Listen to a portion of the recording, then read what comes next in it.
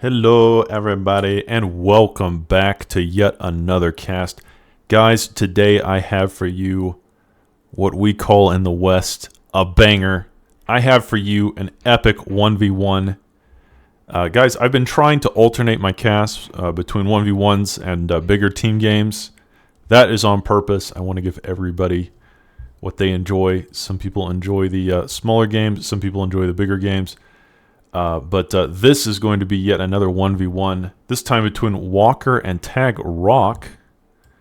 Walker going arm, Tag Rock going core. And guys, 2 days ago I casted a game between Rock and Lemminkainen that was one of the most epic games I've ever casted by far, no contest. Go watch that right now if you haven't watched that game. I will actually link it in the description. It was a 1v1 on Green Ace Extended. It lasted an hour and a half before Lemminkainen... well, I won't tell you who wins, but either way, it was a super close game. But now we have another 1v1, this time between Walker and Rock. And guys, this game is going to go the distance. This game is going to be epic. So if you enjoyed that game I casted two days ago, you're going to enjoy this one, I promise you. I love this map. Green Ace Extended. It's one of my favorite maps. I've said before. I think it's really interesting that you've got the three land masses and of course, the rivers or ponds between them, allowing for all different kinds of dynamic play. You've got land, sea, and air, and of course, hovercrafts can always make an appearance on a map like this. But in a 1v1, this is a lot to manage as one player. This is typically like a 3v3 or 4v4 map with each players going into different specialties. Like one player may go air, one player may go hovercraft, one player may go vehicles, one player may go K-bots, and you get the point.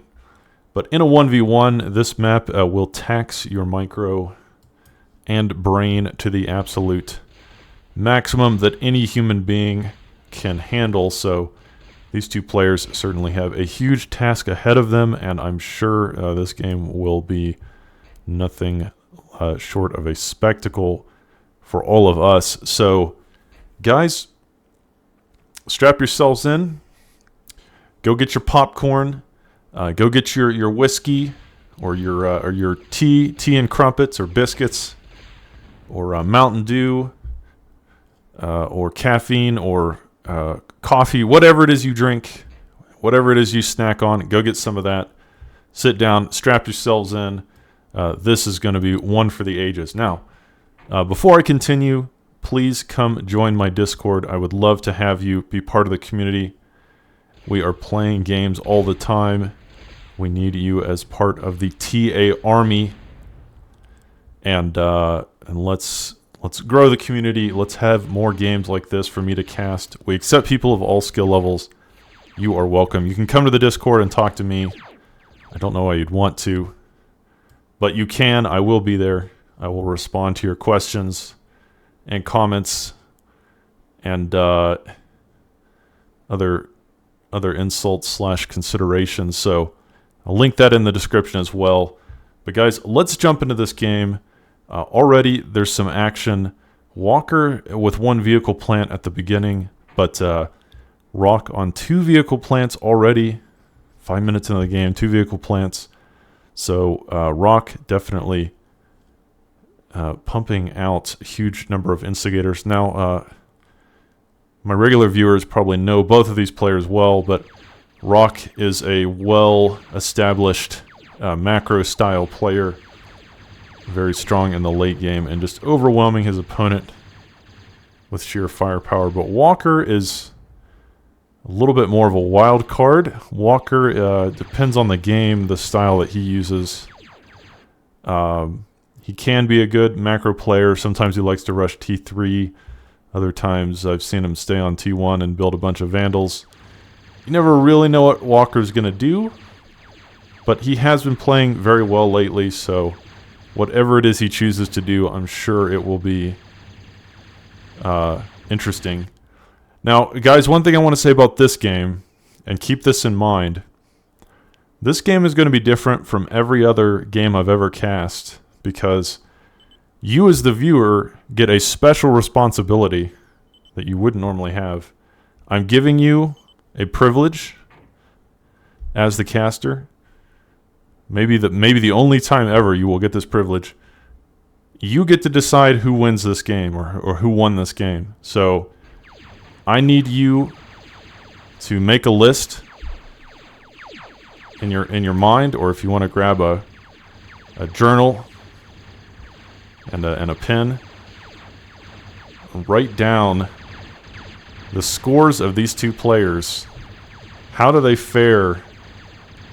Not just in terms of their ability or strategy, but also style points. Look, style points are important in this game.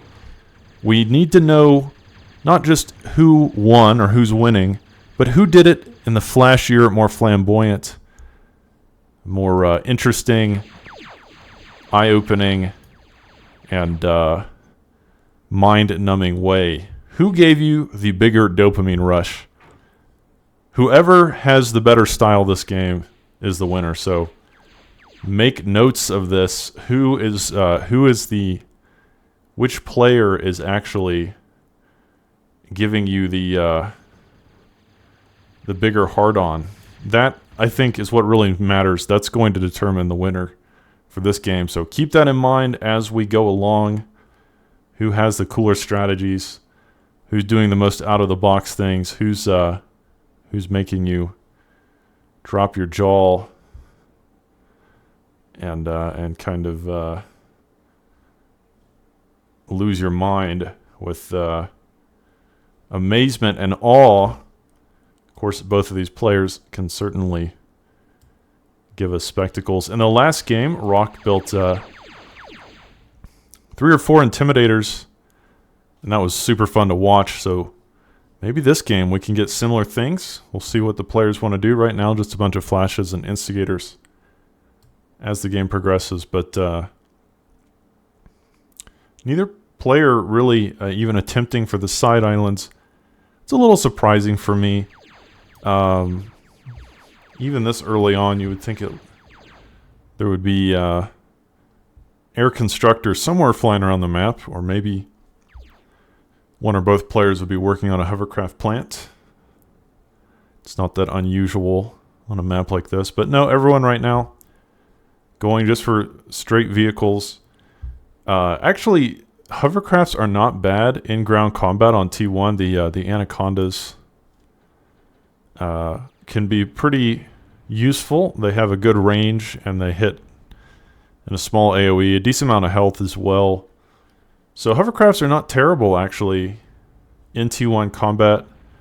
Can work here as kind of a replacement vehicle plant, but right now, just flashes and instigators. And a lot of posturing between the both players. So, guys, if you are new to my channel, or if you do not understand what this game is that I'm casting, this is Total Annihilation. This is one of the original greatest RTSs of all time. Guys, this game came out before StarCraft. Over a year before StarCraft 1 did this game come out. It was like the first fully 3D RTS. Even though the camera is kind of at a 2D angle, the game is fully 3D rendered. The projectiles are happen in 3 dimensions. They can miss their target. They can hit terrain obstacles. They can arc over targets. It is a fully 3D RTS that came out 1997. The first fully 3D RTS. And it is still being worked on to this day by a loyal fan base and community. There was a recent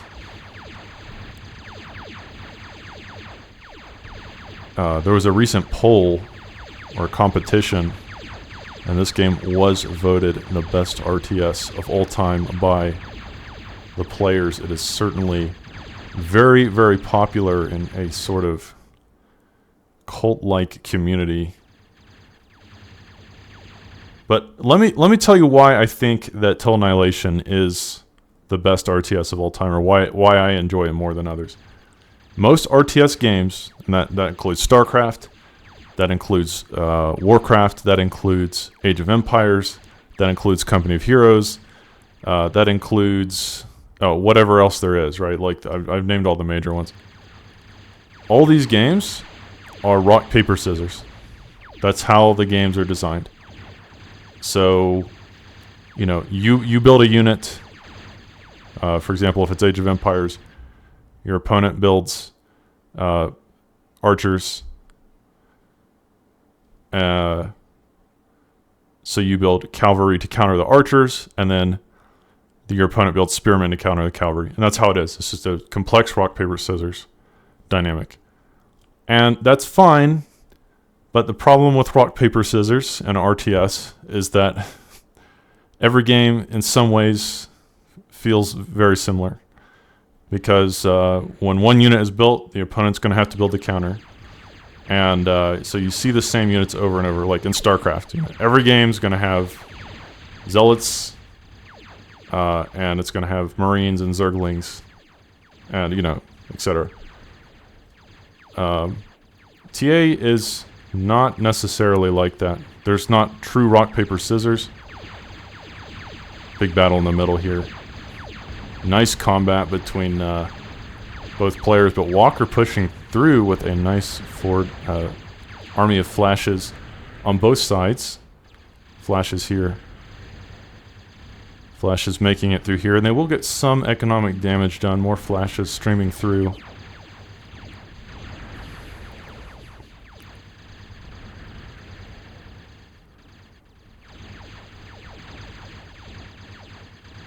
Yeah, it's right now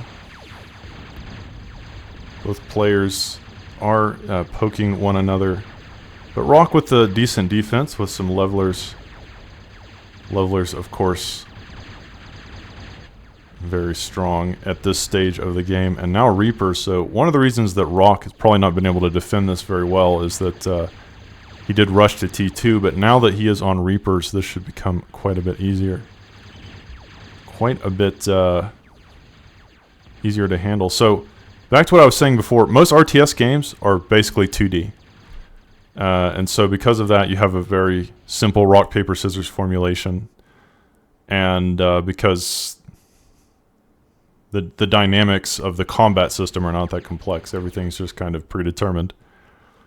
Because this is a 3D, truly 3D game, and not just this, but all the games that were spawned from TA, so that includes Bar, Forged Alliance, Planetary Annihilation, etc.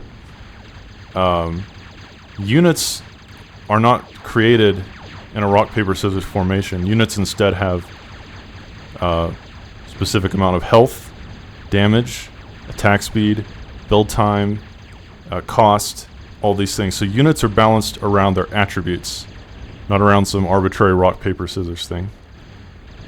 So in other words, you've got units that are fast, raiders that do a lot of damage but don't have a ton of health. You have units that are well-rounded. You have units that are slow but super heavy. You've got long-range sniper units. You've got units that are meant to tank. You've got units that are artillery. They don't have a lot of health, but they bombarded things from far away. Pretty much anything you can think of, right? Units are designed around their attributes, similar to how they would be in real life. A M1A1 Abrams has certain attributes.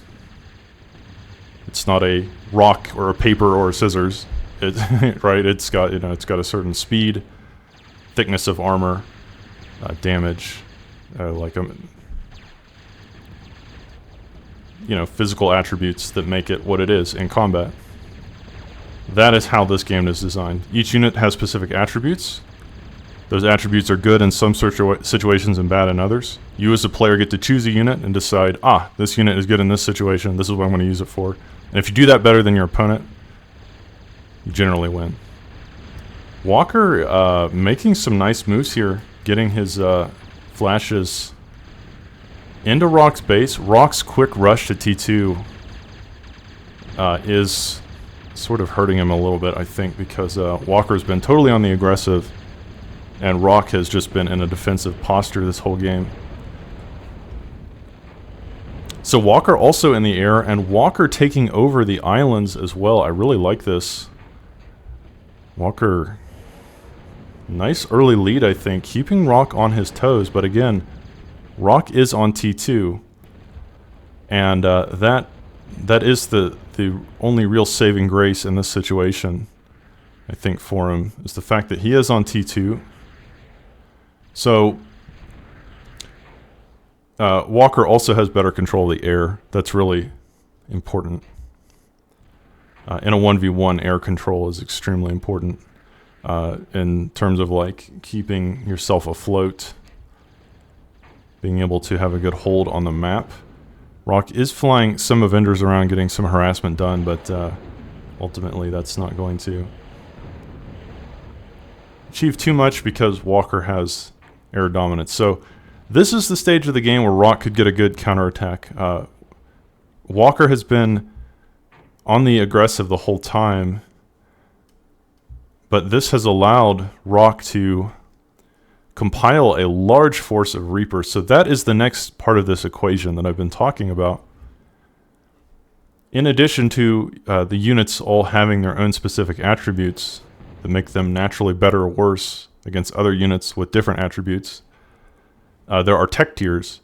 So as you reach the next highest tech tier in the game, units become more expensive, but they have better attributes. But for their cost, they're very efficient. So like at T2, once you reach the second tech tier, your units have better attributes than the T1 units. And they're more efficient in cost. But the downside of teching up is that it's expensive. So if you do it at the wrong time, your opponent can punish you. And that's kind of what we've seen in this game. Walker has punished Rock pretty hard. He's demolished his side of the map.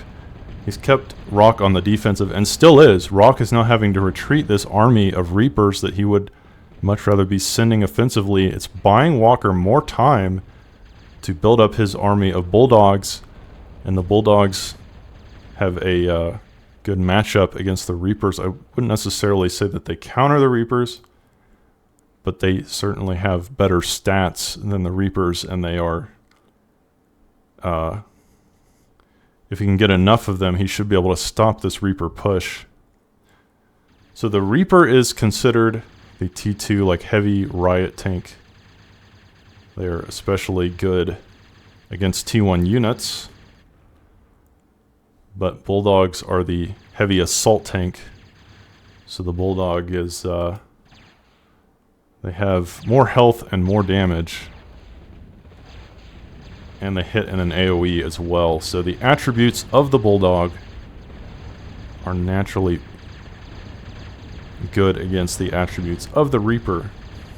So guys, this is like one of the only RTSs that is designed this way.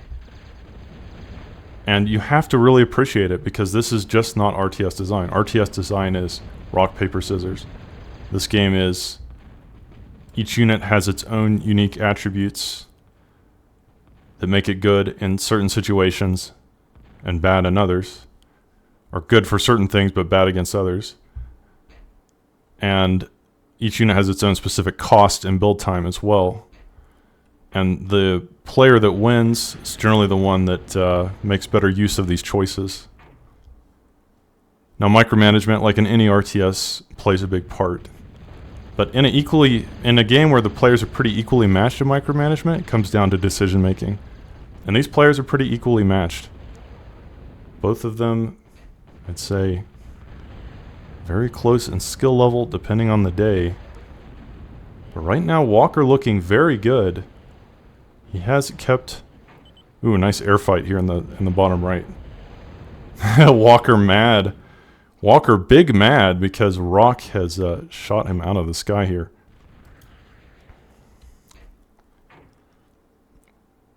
Manticore, the hybrid missile tank. The Manticore is a core T2 vehicle, and they're decent against everything. They have a tracking missile that can hit air and ground at a pretty decent range and very accurate.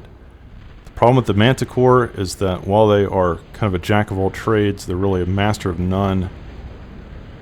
They do not excel in the amount of damage that they do. They're good against air because air units generally have less health. But they fall off pretty quickly after the early T2 phase. So, and they're not going to do great against bulldogs either. So right now, the game's still very close. Rock has used air to take out a walker's presence on this entire southeast island.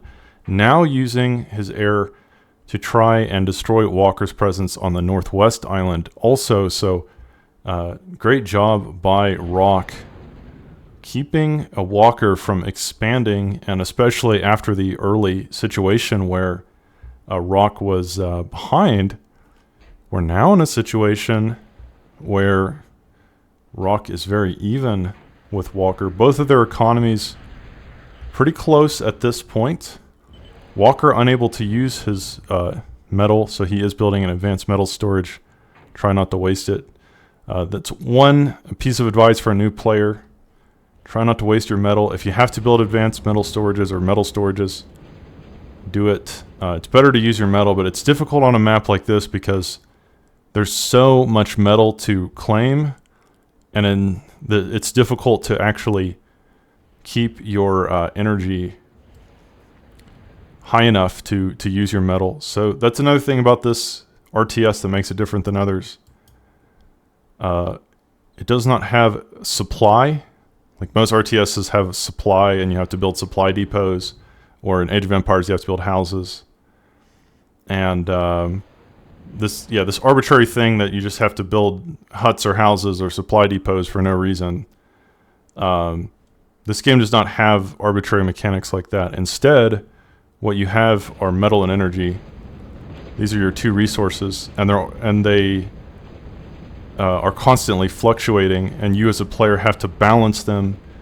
If you have too much metal and not enough energy, you will stall, meaning you can't build. Vice versa, if you have too much energy and no metal, you will stall. So there is a delicate balancing act between these two resources in the game. Metal comes primarily from these spots on the ground that you take over, and it will increase your economy. And then energy comes from wind generators, solar plants, resource generators, fusions, geothermals, essentially buildings that you construct that produce energy. And balancing between these two resources, which are constantly in fluctuation depending on what you're building and what your demands are, is extremely tricky, especially when you're in the middle of combat with another opponent. So that's another aspect of this game, not just TA, but all the TA spin-offs and sequels that make them different from a traditional RTS where it's just, if you have enough minerals, you click the button and you build it, and that's it. Like, there's not much else to think about. And like I said, these other RTSs put attacks on the player in arbitrary ways, like making them build supply depots, or use a queen to inject larvae on a hatchery. Like, you're just taxing the player's APM for no good reason. It's just arbitrary micro to make the game more difficult, but not really increasing the skill level, aside from who can click faster. So that's one thing I also love about this game, is managing your energy and metal is not really about who can click faster. It's who understands how to use their economy better. And that's very difficult. It takes a lot of practice to get good at that, especially in a huge 1v1 game like this. But Rock now with a couple bombers, but 2 bombers, I don't know how much that's going to get done. He's going to try to get something done. He might get some mexes with it, but there are defenders here. I don't think he's really going to end the game with these. He'll get 1 mex, but yeah, with bombers at this stage of the game, you really need a lot if you want to try and break through and do that kind of game-ending damage. But now, Rock is ready to attack. He's got a nice combination of Reapers and Manticore. But Walker with Bulldogs, as I said before, these have a good matchup against both of these units. Just the natural attributes of the Bulldogs give them an advantage in this position. But I do like that both players are contesting the islands. Neither player with a strong foothold, and really not even attempting to take these islands with something like a K-Bot lab or a vehicle plant. That's what you might expect in a game like this. Probably what I would do is build some kind of plant and then start pumping out units on one of these islands. That is the, by the way, that's the FAF style. You have to do this in FAF. And I'll probably cast a FAF game soon and talk more about this. But this is something that TA players don't do as much, and I think they should. In FAF, you build basically construction vehicles. They're called engineers, but it's a similar, you know, just... Of course, in FAF, they can hover, so like all construction vehicles can hover, so they could always cross the water here. Hold that thought. There is a battle. Finally, Walker deciding to push through with Flashes, Jeffies, and Bulldogs, but the way that he's doing this is wrong. The Bulldogs have to be in the front. The Flashes and Jeffies are going to get eviscerated by the Reapers. I do like this single diplomat taking out defenders slowly, and it probably will eventually get that Geo. More air combat happening here. This will stop Rock from expanding properly. So nice job by Walker. Good air micro. Yeah, really good air micro there. But what I was saying is that in FAF, it's really common that you just send engineers out, and then to secure an area, you build what would be the equivalent to a vehicle plant or a K-Bot lab. And you do this, you know, say every 5 kilometers or whatever, you know, whatever the equivalent would be on, you know, in the game. But you do it every certain amount of distance. You build a base, and then from that base you construct more engineers and more units. And this is the FAF style. This is how FAF is played, is that you secure parts of the map and you build a satellite base, and then from that satellite base build more engineers, then secure another part of the map with more factories. And so eventually you sort of expand out like a cancer or like an octopus. And it works really well in that game. It doesn't work as well because in this game because factories are more expensive, but on a map like this, building a factory on these islands would help tremendously. Once you have a factory, you can start pumping out Jethros or Samsons, get you some air defense. The problem is, if you don't have a factory, he kills your construction vehicle, as Walker just did there. You can no longer build anything, but the vehicle plant's much harder to kill than a single construction vehicle, especially if they're pumping out anti-air units. So that is a style I would like to see more players using Ford vehicle plants or K-Bot labs to control these islands. Could certainly help a lot on a map like this. Walker, I think, has the superior composition here. Bulldogs and Lugers are going to be good against Reapers and Manticore if microed correctly. So micro still matters quite a bit, but just if both players are microing well, Walker's going to win this 10 out of 10 times. He's got a better composition here. Rock will be forced to retreat. Bulldogs and Lugers are just too strong against what Rock currently has. Now, Rock could change his composition. There's plenty of units that would be a good counter to what Walker is currently doing. But at the moment, Walker definitely making better choices. But let's give Rock some credit.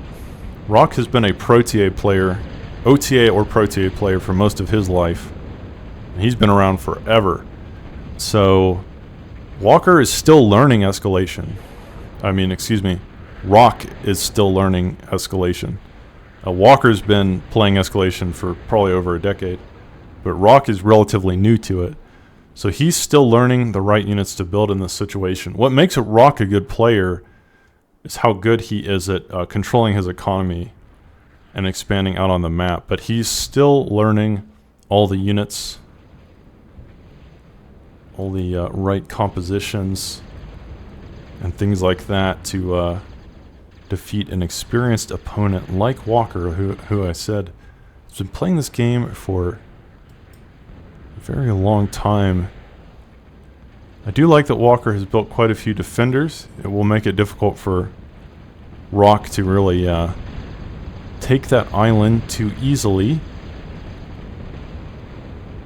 But Rock really needs to transition. He needs to transition into Goliath now. Reapers are no longer cutting it, and also Rock is full on metal, and Goliath would be a good way to use his resources effectively, given that he's unable to use them right now. Walker, even with this advanced metal storage, is still almost maxed out on metal. As I said, it is extremely difficult to actually use your metal on a map like this where there is so much metal and you have to constantly build energy to be able to keep up with production, keep up with your metal supply. You must have a ton of energy as well. So both players currently working on that. Rock has one fusion already, working on a second fusion, and he should have that up pretty soon. But I would like to see Rock go into Goliath, which will be pretty decent against what Walker currently has. But Walker deciding he's finally ready to transition to the T3 phase. So just like I said, from the T1 to T2 phase, where the T2 units are far more efficient than T1s in terms of their cost and what they, the value they provide. T3 is even more efficient, but it is extremely expensive.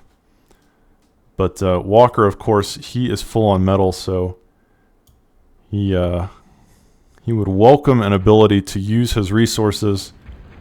Getting to T3 here, I think, will be a good choice, because he's really not producing enough on T2 to win the game. I only see a single advanced vehicle plant, which on a map like this I would expect at least 3 or 4. I'm surprised that Walker has even been able to hold on as well as he has with just one vehicle plant. But that is a testament to the fact that Walker's been building a better composition overall than Rock. So even though Rock has multiple advanced vehicle plants, Walker has been building the better armies. And like I said, Rock could really benefit from Goliaths instead of Reapers here. Goliaths and Pillagers would beat Walker's composition. But now Walker transitioning to T3 and still unable to use his metal. Amazingly, he just has way too much. Of course, part of that has to do with the fact that he is on only one advanced vehicle plant, so he doesn't have a ton of production, doesn't have a lot of build power to use all this metal that he's sort of accumulated over the past 30 minutes. But he is finally slowly draining his metal bar as he reaches for T3. Rock still not starting T3, it doesn't look like. But Rock economically is in a better position here, and that is for several reasons. One, Rock has upgraded a lot of his metal to mohos. It looks like almost all of his mexes are now mohos. And also because Rock is on fusions, and Walker has not built any fusions. Walker only building resource generators, which are quite a bit less efficient than fusions. So right now, Rock with the much better economy, but Walker is teching up to T3 much faster. Rock hasn't even started T3, though I think that's a mistake here. He should definitely start T3. I almost wonder if the reason he built... that's what I was going to say. I almost wonder if the reason he built advanced K-bots was so that he could get the Ultra K-bot gantry. So A big battle in the middle. Bulldogs and Reapers. Pretty close. I think with Rock's defense, might be able to hold this. But again, the Bulldogs do have an advantage in this matchup. But with the Pillagers, and of course the Emmulators, this should be enough to stop Walker's attack. Also, his units are very clumped up, so this will allow the Emmulators and Pillagers to really reach peak effectiveness in this battle. Walker has mostly taken the South Island, but Rock not content to just allow him to do that. He will start sending hovercrafts in to try and reclaim or wrestle control of that southern fortress. And so guys, this is what I mentioned in my last cast. Do you see how these scouts spread out? They didn't all just go in a line. That is because Rock used the attack command. So instead of sending them in a single line where they would have all died instantly, spreading them out, like I said, in a delta formation, allowing him to find Walker's T3 vehicle plant and understand that his opponent is now on T3. And with that failed attack of Walker, Rock now in a decent position. His army looking a little stronger. Most of those Bulldogs are now dead, having achieved almost nothing. And Walker will be forced to use his T3 to pump out some recons to give him an opportunity to defend this. However, there are quite a few bulwarks. I think that will help somewhat in this defensive situation.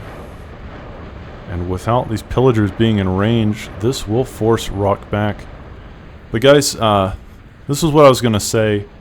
This is something that makes Escalation in particular a really fun mod, because not only are there 4 tech tiers for land, sea, or there's 3 tech tiers for land, sea, air, hovercraft, vehicles, and K-bots. But the choice of what to tech into when you go to T3 makes a huge impact on the game, because the units you can build from each T3 gantry are very different. So, for example, Rock built an advanced K-bot lab just so he could get the core Ultra K-bot gantry. He could have gone for the core Ultra vehicle plant, but he decided it was worth actually building an advanced K-bot lab, spending all the money to do that, or like however many thousands of metal it costs, just so he can have this tech. He built nothing else from this advanced K-bot lab except constructors to do this. So that means that Rock values the Ultra K-bot gantry. That was the tech he wanted. That was the tech he felt would be the best. Hold that thought, because Walker moving through with recons. And recons very strong at the early T3 phase. Fast, maneuverable, and they do a ton of damage. Of course they are. They don't have a lot of health. Pretty easy to kill if you can catch them. But of course their speed is their greatest asset, arguably. These are a very fast unit for the amount of damage that they do. And Walker microing well. These recons getting some damage done. One will survive. But yeah, the Goliaths are going to have trouble keeping up with this.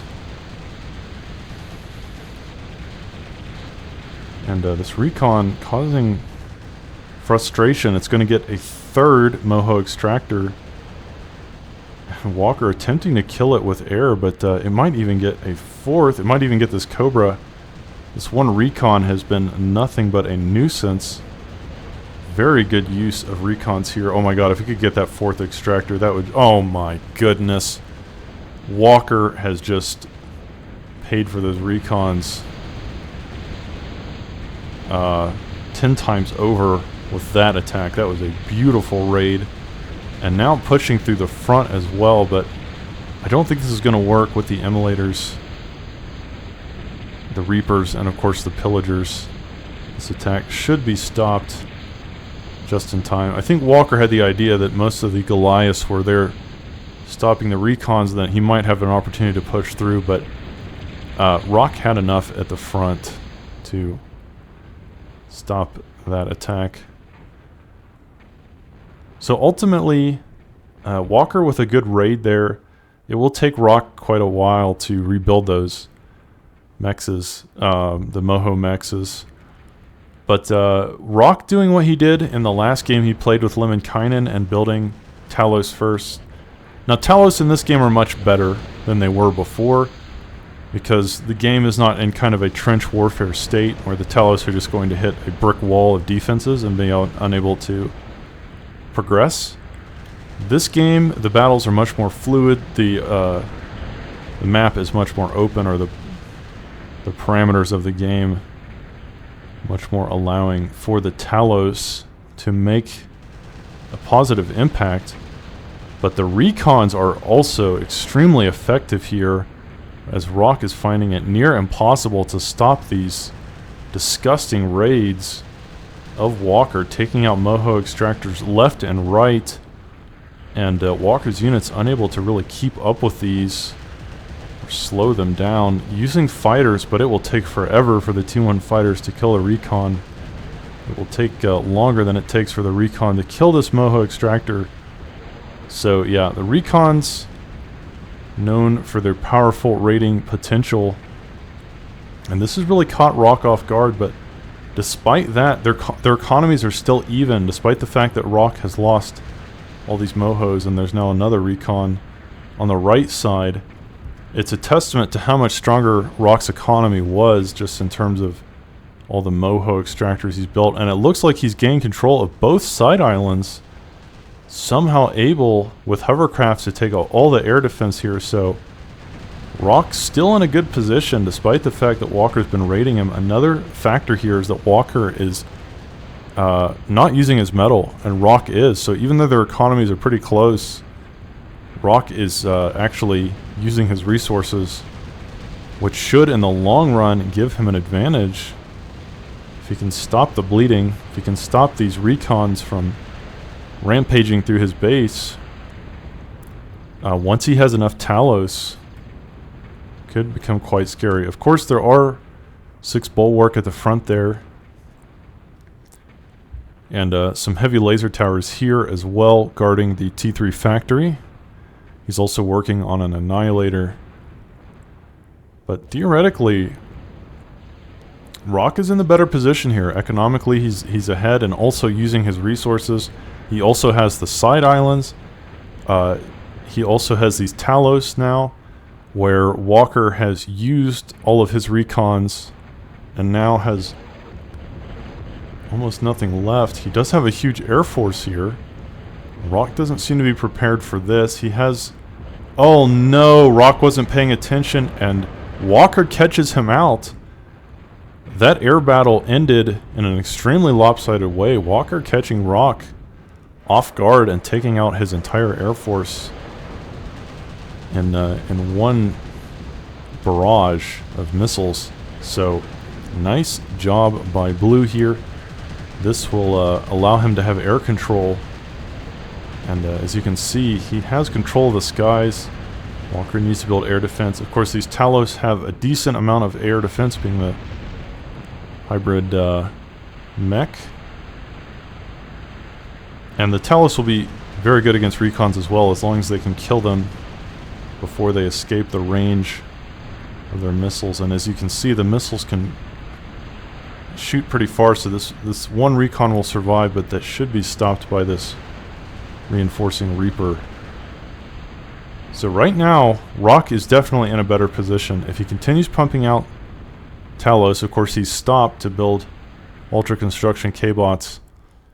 But man, if we just had a couple more Talos, I think Rock could just move through here, kill most of these defenses, and really put Walker into a bind. As Walker still struggling to use his metal. He has upgraded his advanced K-Bot lab, or excuse me, his advanced T3 vehicle plant. And now building Centurions, the triple barrel Centurions.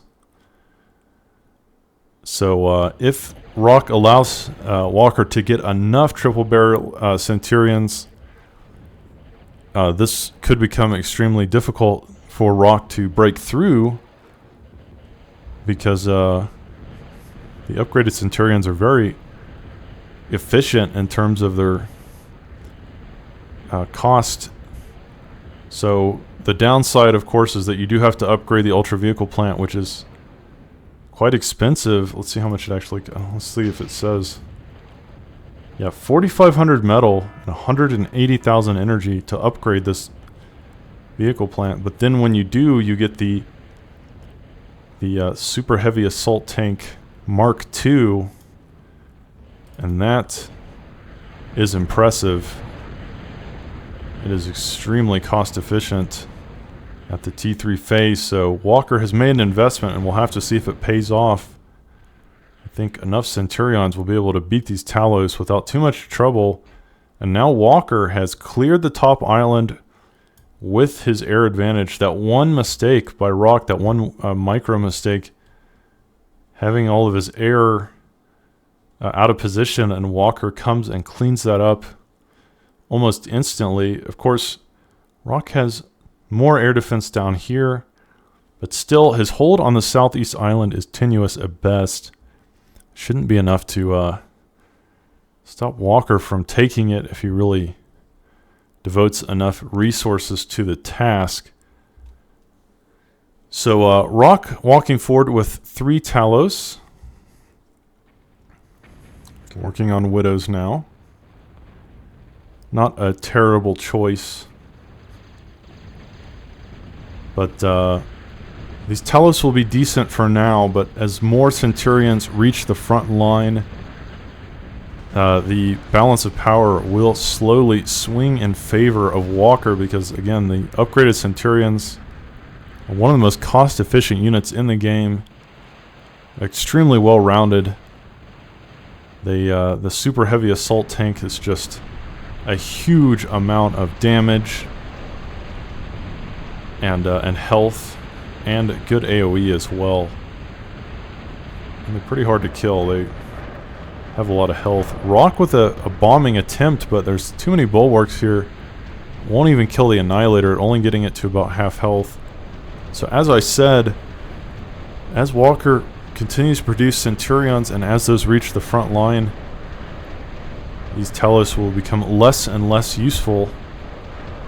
The Annihilator may die. It's being pelted by pillagers. There's a single construction vehicle trying to repair it, and it is in the closed position, so it may survive. A second construction vehicle now in range. Nice job by Walker keeping this alive. Good use of the repair and the closed status. So this Annihilator will live to fight another day. It is very low, but the Annihilator, of course, does counter T3 very well, having a huge amount of front-loaded damage. But I think does extra damage, extra DPS against T3 units. I'm not 100% sure about that, but it is certainly designed for that purpose. So the Annihilator will survive, and this is going to push back Rock, as I said, as the Centurions continue to build. The match will get harder and harder for Rock with his current composition. However, he has found a weak spot in Walker's defense. Walker built defense here to stop an incursion into the mainland, but he neglected to build much defense around his metal. So these Moho extractors, at least 2 of them will die. I think the other 2, probably not far behind. These slingers should be able to finish that off. Nice job by both players. Still a very close game. Rock beginning to upgrade his mexes to T3, the mantle extractor. And as you can see, economically he is ahead, but not using his metal. He's finally building an arbitrator. So this is something I would have liked to see in the Lemminkainen game. The arbitrator is especially good at destroying fortified defensive positions. The arbitrator shoots a long-range tactical missile, kind of like a mini nuke, So it's a mobile mini nuke launcher, and it can't be countered by anti-nukes, which means if it gets in range of the opponent's defense, it's very difficult to stop, especially because it shoots vertically, so it will simply bypass most obstacles,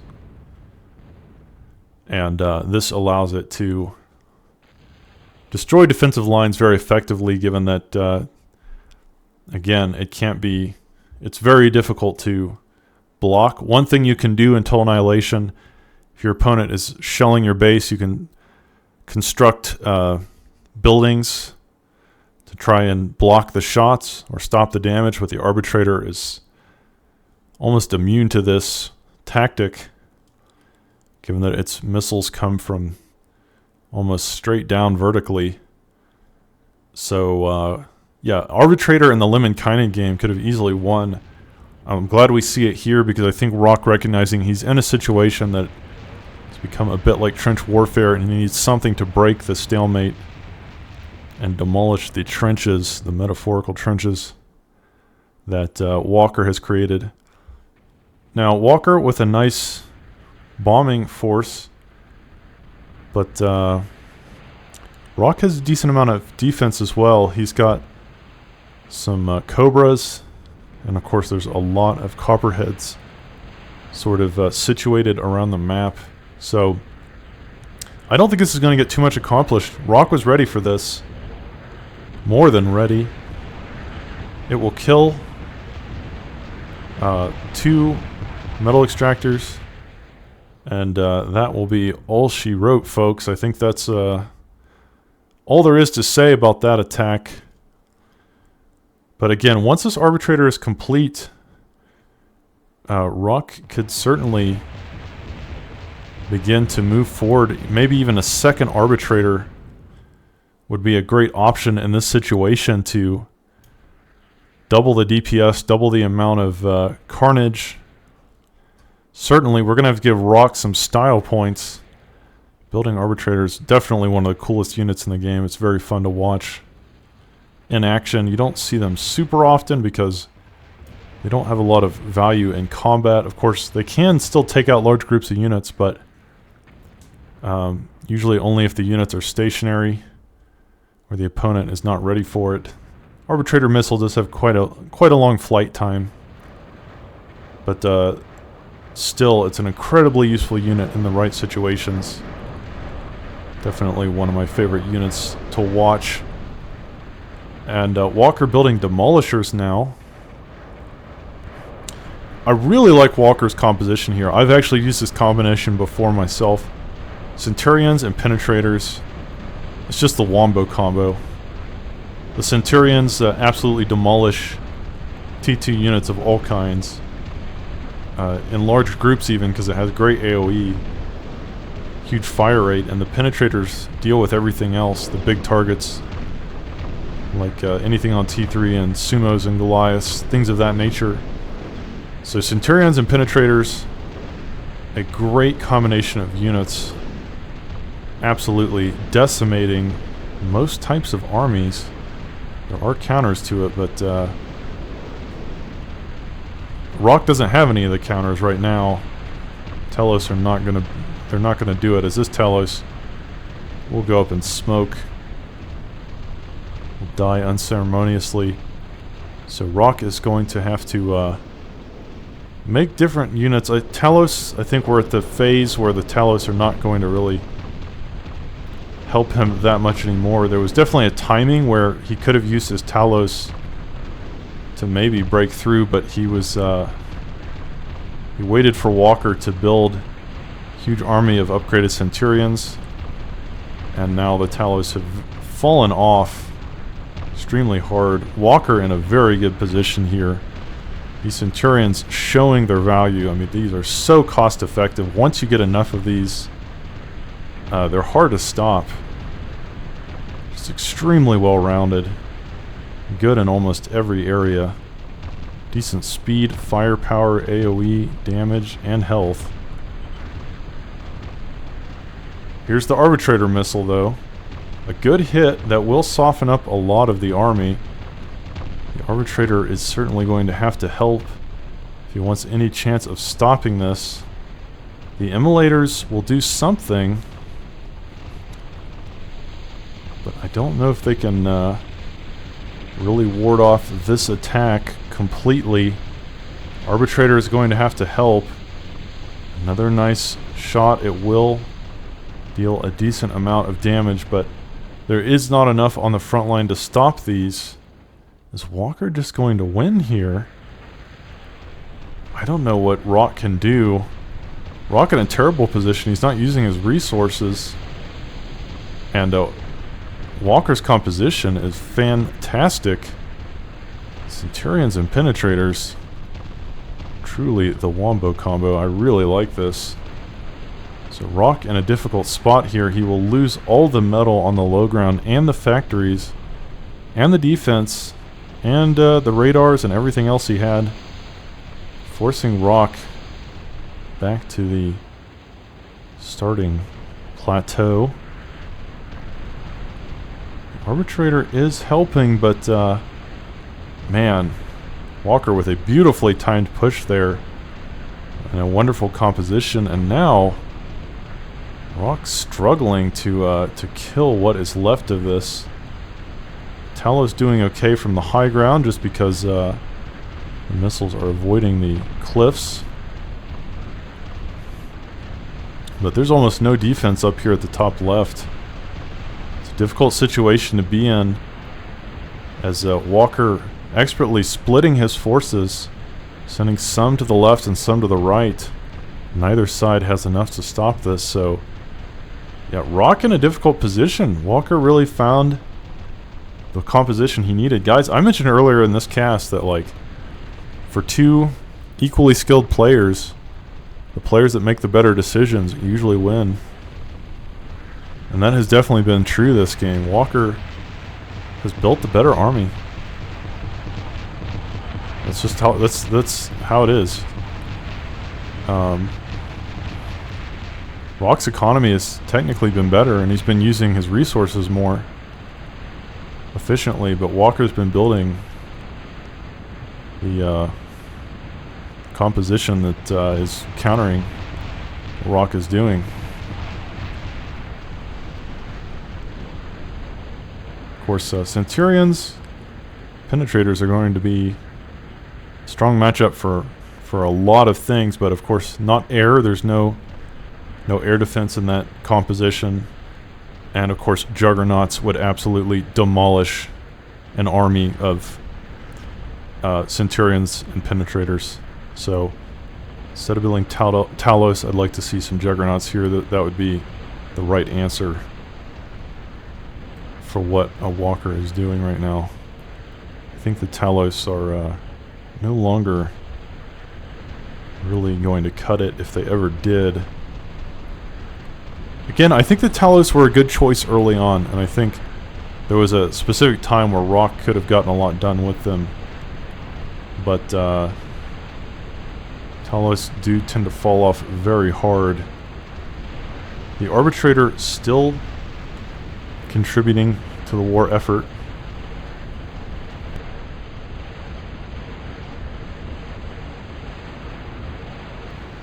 And Rock will finally stop this attack, though it took him almost everything he had to do it, bringing gunships into the fray. Of, like I said, one weakness of Walker's army is lack of air defense. But now he has a Demolisher, which is basically just an upgraded Penetrator. Ooh, that Arbitrator shot was beautiful, but still Rock has almost no air defense. So he will...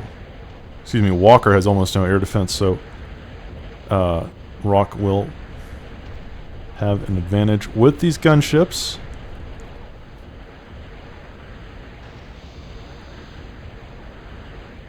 But he doesn't really have enough gunships to kill this Demolisher, unfortunately. Oh, another beautiful Arbitrator shot. So guys, I mentioned that the Arbitrators can be game changers. This has 32 kills already. It's been a huge benefit to Rock. It's been certainly game-changing in its effectiveness. Let's check out Walker's base. He's building a lot of fusions now, which is good. What else is he building? Still pumping out Centurions. Of course, a single Demolisher. It's now below half health. He could repair it, and he probably should repair it. But this Arbitrator continuing to harass him from a huge range. Look at the range. Boom. And that will take out that construction vehicle, and the Annihilator will probably just time out, as without any build power, it will simply cease to exist. So, yeah, Arbitrator, a great choice in the situation, as I mentioned earlier. Very good choice in the game. Just, oh my god, I love it. It's just every shot is chunking huge groups of units, and Walker, I'm sure, is feeling the burn there, being on the receiving end of all that nonsense. Walker's sending in some scouts. He needs to know what Rock is doing, but Rock has a decent amount of air defense. Still building Talos. I'm not sure about this, guys. I don't think Talos have really been extremely effective. Oh, wait a minute. Is Rock on the Intimidator game plan once again? Where was that? I saw an Intimidator somewhere, my friends. Aha! Here she is. This beautiful maiden of destruction, laying down a barrage of fire from a huge range. God, I love it so much. I never get tired of seeing these, but Walker not prepared to allow the long-range plasma cannon to take out his base. He's built some brawlers, but oh no, Rock was ready. The Lacerator and the Cobra, 2 Cobras, more than enough to stop Walker from simply flying into that long-range plasma cannon and sending it back into the abyss from whence it came.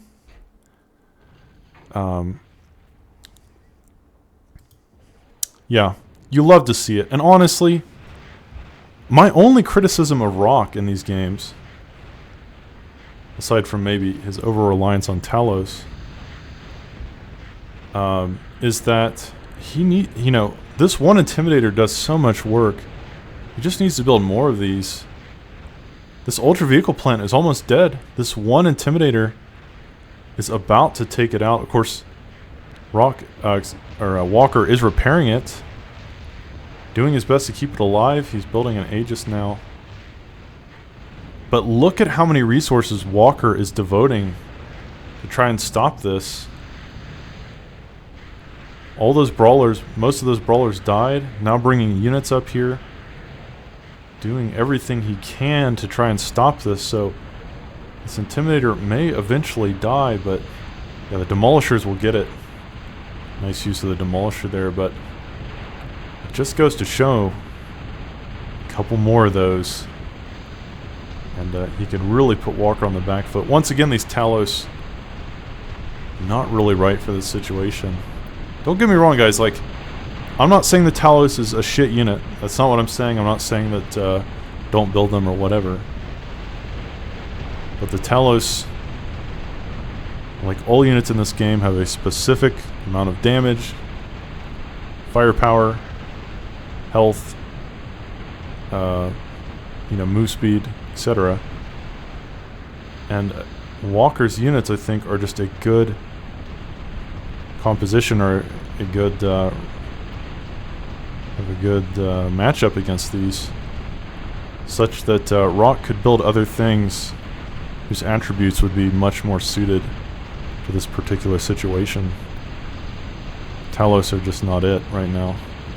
In a different game, in a different circumstance, against a different opponent, building different things, Talos would be perfect.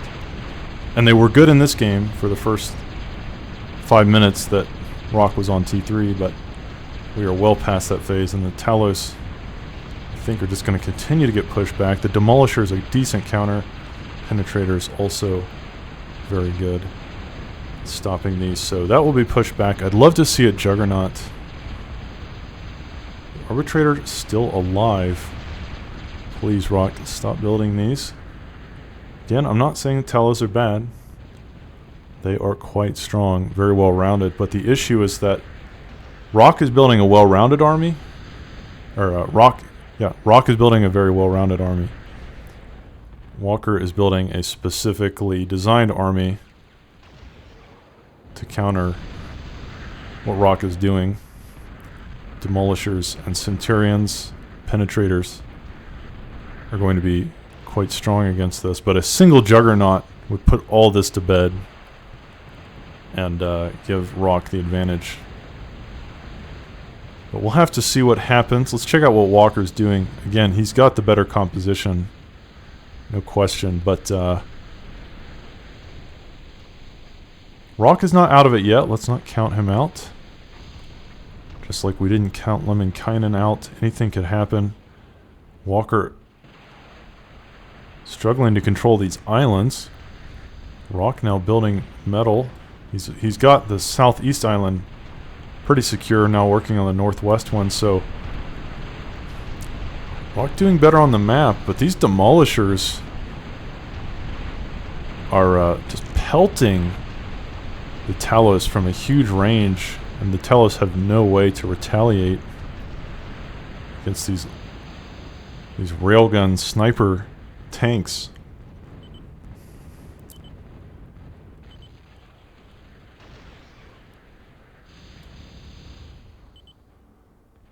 Yeah, Rock thinks he's probably dead, and that may have been the case. I mean, it's hard to say. If Rock built a couple Juggernauts, I think he could turn the game around. A couple Juggernauts, or just even a few more Intimidators, maybe further back on the plateau, so that they're harder to hit. Maybe Vulcans. Some Vulcans could be a great option. Man, this Arbitrator has just been putting in so much work. So guys, you can see one Arbitrator has done so much. One Juggernaut, I think, could have a similar impact. Telos just not doing it here against what Walker has. But I don't think Rock is dead, despite what he says. Defensively, he's still in a good position. He's got these side islands relatively secure. The Arbitrator is going to make it difficult to push through. Still building Talos, which is a bit of a mistake. Here's another reason not to build Talos. Rock is maxed out on metal. He's not using it. So Juggernauts are expensive. It would be a great way to sink his resources into something that would allow him to actually utilize his full economy. And if he's not going to build a Talos, then if he's not going to build a Juggernaut, then just build a Krogoth. That would be fine too. Of course, it's going to take longer. But Krogoths, we've already seen, can win games pretty much single-handedly, and it would be very decent against what Walker currently has. Yeah, Krogoth or Juggernaut. Even a second Arbitrator wouldn't be terrible. But yeah, more Talos. Definitely not it. This Arbitrator though, man, it's been beautiful. You can see the power of this one unit. One well-timed, well-placed unit can make all the difference. Talos now pushing through. And they're doing okay, but I don't think they will ever break through Walker's base. Even if they kill his army, the Demolishers are still going to be in the back. And there's still Annihilators. And all kinds of defenses. Walker working on a Vulcan. You love to see it. This is something I've been asking for a long time now. Vulcan, the upgraded Bertha. So this is another thing I love about Total Annihilation and all the spin-offs. It's more realistic than the average RTS in the sense of, like, you've got these long-range howitzers that can shoot all the way across the map with you know, almost pinpoint accuracy a lot of the time, especially if they have veterancy. Walker's sending scouts forward looking for targets. And guys, that's the way real warfare is. If you don't think that we have howitzers in the 21st century that can hit a target, you know, 50 kilometers or 100 kilometers away with near pinpoint accuracy, then I encourage you to go to YouTube and look up some videos of it. That is possible, and this game happens in the future, so there's not a lot of other RTSs that it's going to allow you to build huge cannons that can fire shells all the way across the map and destroy your opponent's base from a massive distance away, kind of like this arbitrator is right now with these beautifully placed tactical missiles. Of course, he is hitting the castle there. You should probably target this army, target something else. These demolishers are well placed because the demolisher railgun shots are not stopped by terrain obstacles. And this is why Rock's composition not ideal here. Demolishers can pelt these Talos with impunity all day and night. Rock has no way to really stop it from happening with his current composition. So, beautiful use of demolishers here. That's exactly how you want to use them. Abuse the fact that their weapons are not stopped by terrain. There's very few units in the game who have weapons that can just ignore terrain completely. Even the arbitrator's missile can still hit cliffs.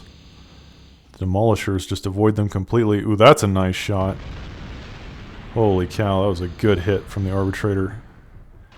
But with this Vulcan being complete, the tides may turn again in Walker's favor. The game's still close. But finally, thank you, Rock. Finally, Rock building a Juggernaut. It took an hour and 13 minutes. But hopefully next time he just starts with that. You don't necessarily have to start with a Juggernaut, but once it's clear that the Talos are not working, it's fine to just build the Juggernaut, especially because Rock had the resources to do it forever. Walker, with this Vulcan completed, now shelling Rock's side island. More scouts flying over. Oh, this arbitrator got a little too close and the demolishers basically one-shot it. That is unfortunate, but that's a testament to the power of the demolishers. Have to be careful. So this Juggernaut will complete.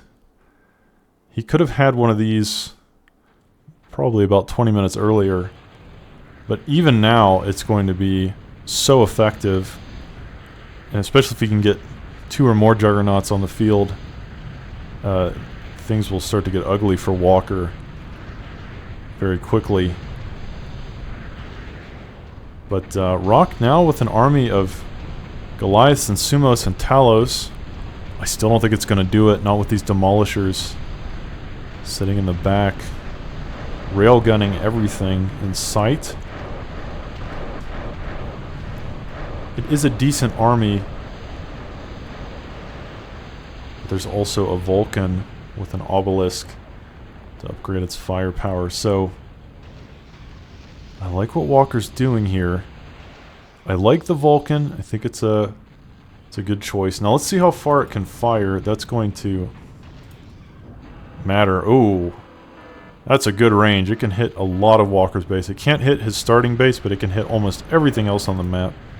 Beautifully placed Vulcan. Able to hit a lot of important targets, but also very difficult to get to. Placing it behind all of his defenses and Dragon's Teeth will mean that Rock is going to have one hell of a time breaking through and killing that Vulcan. So Rock's Vulcan was up here, but that is a much more exposed position. And now, or no, excuse me, Rock's Intimidator was up here. But Walker's Vulcan is in a much better position. And you can see it's just pumping out shells at a huge range, sniping Rock's base, killing mexes and defenses and whatever else it can hit. And the more that it kills, the more veterancy it will get and the more accurate it will become. The Lacerator is now gone. And Rock's army is in a full retreat, so the Vulcan here, a great choice. Very good option. Rock has decided to go into T3 air, and that's not a bad option either. It will give him the option or the possibility to bomb Walker's base or fly into Walker. Walker really doesn't have the most air defense. He does have a lot of Hawks, but a Skynet would be a good counter to that. So aside from the Hawks, Walker's air defense is relatively lacking. I don't even see a flacker. So Walker, very light on air defense. A dedicated air attack with a Skynet or two could just simply win the game for Rock. This is a good choice. Of course, Walker also just completed his Ultra Aircraft Hangar. So both players deciding to go T3 air at around the same time. But Walker's Vulcan is getting so much work done here. It's just a beautiful choice. 19 kills already, and I'm sure those will continue to rack up as time progresses. Beautiful. Yeah, that Vulcan, especially with the obelisk, now building a second Vulcan. Walker's decisions this game have been amazing. But as he said in the chat, his hands are beginning to hurt. I think he's having trouble performing. And that is the issue. But Walker's choices in terms of his composition have been amazing. This Juggernaut, though, in this push is going to be a huge asset. If he can keep this near the front, allow its huge shells to chunk Walker's army. And then once some of the major threats have been eliminated, everything else can try to stream through. I also like that Rock is throwing Spectres into the mix as well. This will prevent Walker from being able to target his army effectively with the Vulcans, given that they will have this radar jamming kind of counterintelligence feature. But even still, these Vulcans, or just the one Vulcan right now, but the second Vulcan on the way, causing Rock a lot of heartache, smashing into Rock's army, dealing massive amounts of damage. Nothing really surviving unscathed.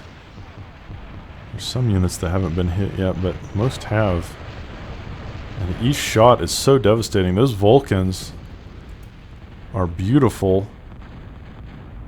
I think Rock just sent some scouts, but that is a ton of Hawks, so Walker is prepared for a bombing run. Oh, and Rock immediately going for the Vindicator play. That is that's expensive, but if he can get that Vindicator out, it could have a useful effect on the game, or it could turn the tides. Of course, he will have to defend the Vindicator. He can still die to all these Hawks, and of course, Walker is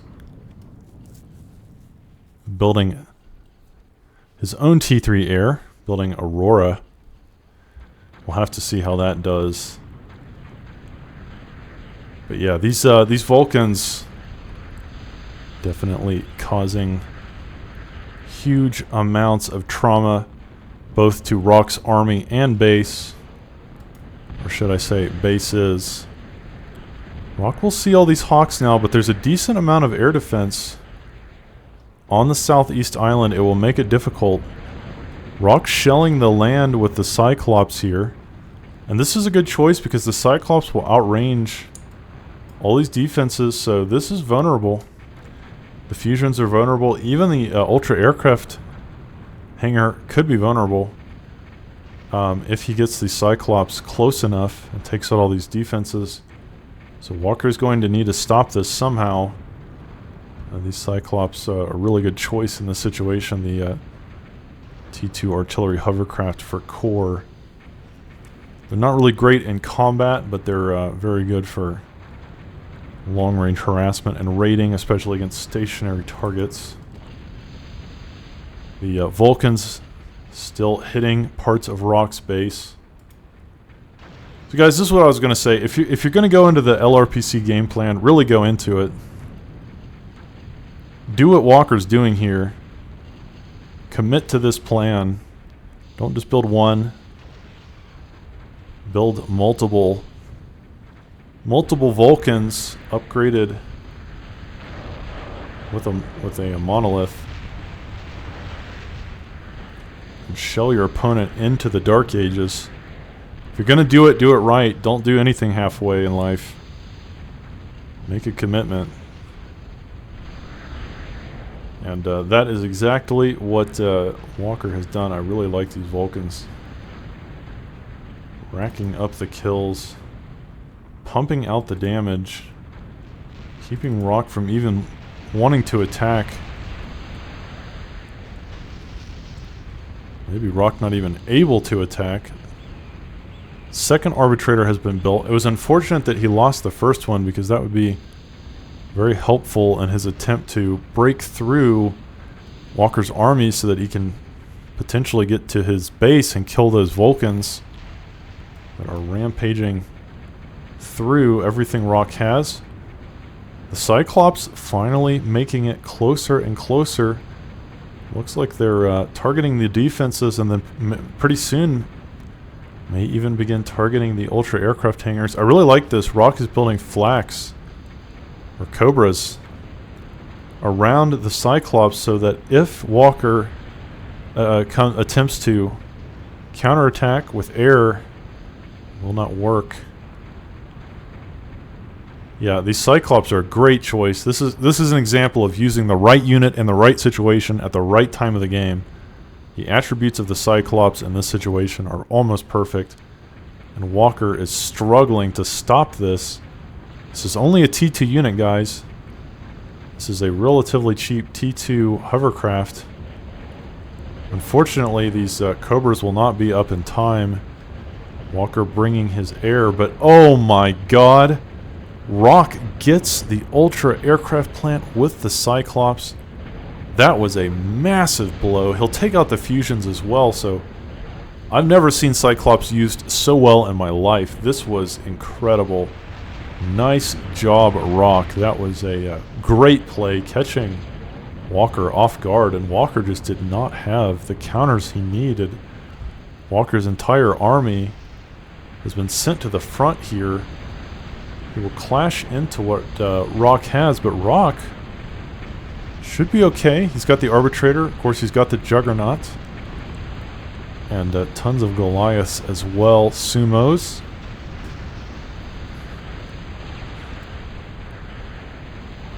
And also some Hurricanes bombing this army, preventing Walker from being able to efficiently attack. But oh, look at this. Rock's Vindicator is completed. The only problem, the only real issue with this is that he doesn't have great air defense. Walker has a lot of Hawks, we know that. So these Hawks could fly forward here and try to kill this Vindicator. But for now, here they come. Yeah, this is a problem for Rock. He needed a Skynet or two.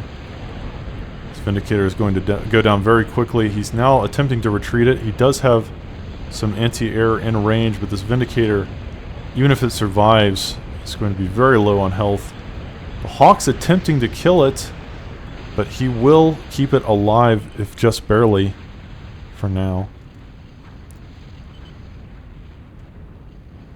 And Walker asking for a draw. His hands are hurting. He He's struggling to keep playing. The game has destroyed his body. But man, this has been a close game, and I honestly cannot say who would have won. Walker, of course, his advantage is that he had these 2 Vulcans, and those have been dealing massive damage all over the map. But Rock's advantage, of course, he had this Arbitrator, this Vindicator, which could be repaired, and most of Walker's air was gone, and so if he brought the Vindicator down here and moved through this entrance, there was very little air defense on the ground. He could have maybe won the game that way. It's hard to say who would have won. This game unfortunately ended because Walker just couldn't play anymore. That's why I'm asking you as a viewer, you have to decide who would have won that game, who had the style, who had the better strategies, who do you think deserved the W? Guys, put it in the chat below. Put it in the comment section. I want to know what you think. Thank you very much for watching. And thank you both, Walker and Rock, for an amazing game. And I will see you in the next cast.